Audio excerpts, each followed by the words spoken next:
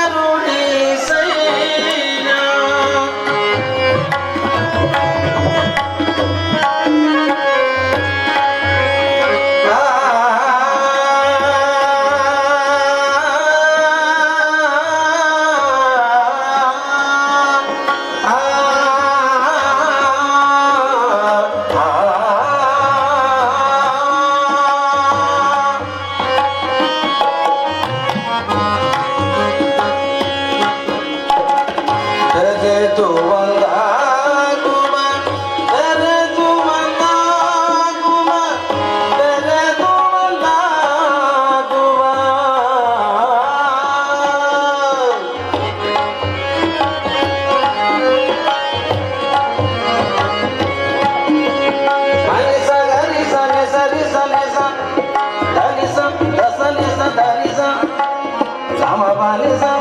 ಸಾನಿ ಸಾ ಸಾ ಸಾ ಸಾ ಗರಿ ಗ ಸರಿ ನಿ ಸ ಗ ಗರಿ ಸರಿ ಸ ನಿ ರಿ ಸಾ ಗ ಗ ಗರಿ ರಿ ಸ ನಿ ರಿ ಸಾ ಸಾನಿ ನಿ ದ ನಿ ದ ದ ಪ ದ ಪ ಪ ಮ ಪ ಮ ಮ ಗ ಮ ಗ ಗರಿ ಗರಿ ರಿ ಸ ನಿ ಸ ನಿ ಸ ಸ ಗ ಗರಿ ರಿ ಸ ನಿ ಸ ಸ ಮ ಮ ಗ ಗರಿ ರಿ ಗ ಗರಿ ರಿ ಸ ನಿ ರಿ ಸ सा ग ग रे नि सा नि सा सा म म ग ग रे नि रे ग ग रे नि सा नि रि सा प म प द म प आ द प द म प ग म ग द प द म प म नि द प म द प म ग म प नि सा सा नि द प म द प म ग म प नि सा सा सा रे सा सा रे तु मंदा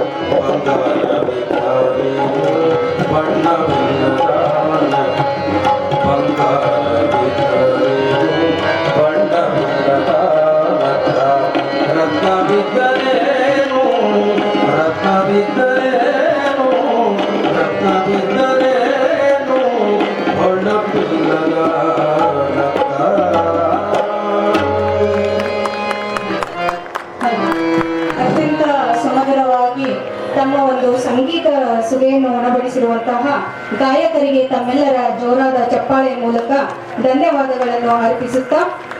ಸಾಹಿತ್ಯವು ಮನಸ್ಸನ್ನು ರೂಪಿಸಿದರೆ ಸೇವೆಯು ಸಮಾಜವನ್ನು ರೂಪಿಸುತ್ತದೆ ಎನ್ನುವ ಮಾತಿನಂತೆ ನಮ್ಮ ನಾಡಿನ ಶ್ರೇಷ್ಠ ಕವಿಗಳು ಮಾನವೀಯತೆ, ಕರುಣೆ ಮತ್ತು ಸೇವೆಯ ಒಂದು ಗುಣವನ್ನು ತಮ್ಮ ಕೃತಿಗಳ ಮೂಲಕ